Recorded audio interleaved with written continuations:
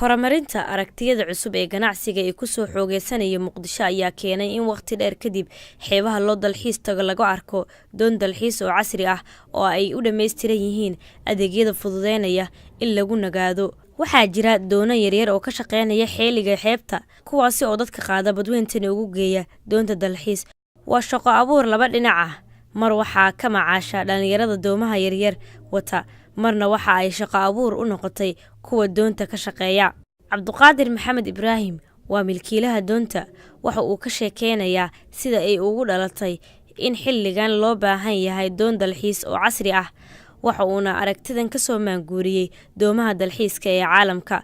Waxa uu tilmaamay macaamiisha doonta in ay aad u soo badanayaan waqtiyadii dambe. marka waxaan arkay baahi ka jirto liido sida doomanka yararka dadka qaataan oo meel dhow gaaraan ka soo noqdaan. waxaan ku fikirnay aniga oo fikirka igu dhaliyay asxaabteeda ay ka mid yihiin Aamino Maxamed iyo Nuur oo Dubai joogo oo arintan anagana u dabagalnay inaan sidaan u asaasi lahayn aan u sameyn lahayn doon ka fikirta baahida dadka inay si dalxiis u raacaan oo maqaayad ah oo muddo saacado badda ku maqnaa karto. ayadiina waxaan ugu qaadatay muddo 5 ilaa 6 bilood sameynteeda. waa wax aan scratch ka bilownay ever ka bilownay macnaha. Waxaan la hadalnay qaar ka mid ah dhalinyarada u soo dalxiis tagay, waxa ayna ka hadleen waqtiga ay ku qaadanayaan halkan iyo daawashada xeebta qurxoon. waa ku faraxsanahay inaan ka mid noqdo dadkii ugu horeeyay meeshan yimaada. waana barnaamij aad u wanaagsan oo loo sameeyay dadka raba inay waqtigooda kaga faa'iideystaan ama ku qaataan waqtiyada ay firaaqada yihiin. runtii waxaan leeyahay qofkii fikradan sameeyay ama curiyay ama barnaamijkan keenay waxa weeye aad buu ugu mahadsan yahay. dadkuna waxaan rajaynayaa inay ka faa'iideysan doonaan. magaaladuna way u baahan tahay sometimes meelo ay dadku ku nastaan ama ay familiyadooda keenaan ama ciyaalkooda ay keenaan. aad baan ugu faraxsanahay maanta inaan ka soo qayb galo doontan aad u quruxda badan. waxaan meeshaan u imaanay inaan farxadda ku qaybsano. aadna waa ugu faraxsanahay inaan hawo macaan ku qaadano iyo jawi aad u macaan.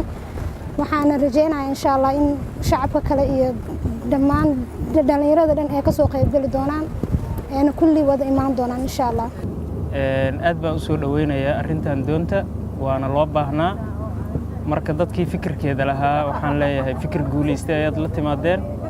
waana ku faraxsanahay inaan qabowgan iyo farxadan aan ku qaadanayno badda dhexdeeda oo kafeegii, shaahii, cabitaanadii, keegii, wax kasta meeshaan aad ka helaysid, waqti badan aad ku qaadanaysid. waxay ugu duwan tahay doontani doomihii hore. waa maqaayad guurayso oo badda dhex degan. Aamina Cabdikaasim Cabdiraxmaan waa maamulaha doonta. waxa ay ka hadlaysaa sida loo maareeyo dadka doonta u soo dalxiis taga loona soo dhaweeyo maadaama mararka qaar dad badan oo doonta buux dhaafiya ay yimaadaan. doonta waxyaabaha ay dadka u service ka qabanayso waxa kamid ah dadka waa lagu soo dhaweynayaa, waxay siinaysaa cunto, waa sida maqaayad oo kaleeto. qofku markuu soo fadhiisto wuxuu dhiibaa $5, fadhiga $5 waaye. markuu cuntada cunaa cuntada maqaayad waxa oo si caadi cuntada u iibsanaya. waxaa jirta mar la qaadayo $15 oo dadka la socodsiinayo xeebta lagu wareejinayo si dalxiis ahaan. mar kale waxaa jirta oo dadka la wadaayo oo la geynayo jasiiro, ina waa lacag kale, ina waa $30. markay dadka bay group ahaan iskugu xireeyeen. qofka halkan yimaada waxa uu ku qaadan karaa saacado badan isagoo aan wax caadisa dareemin.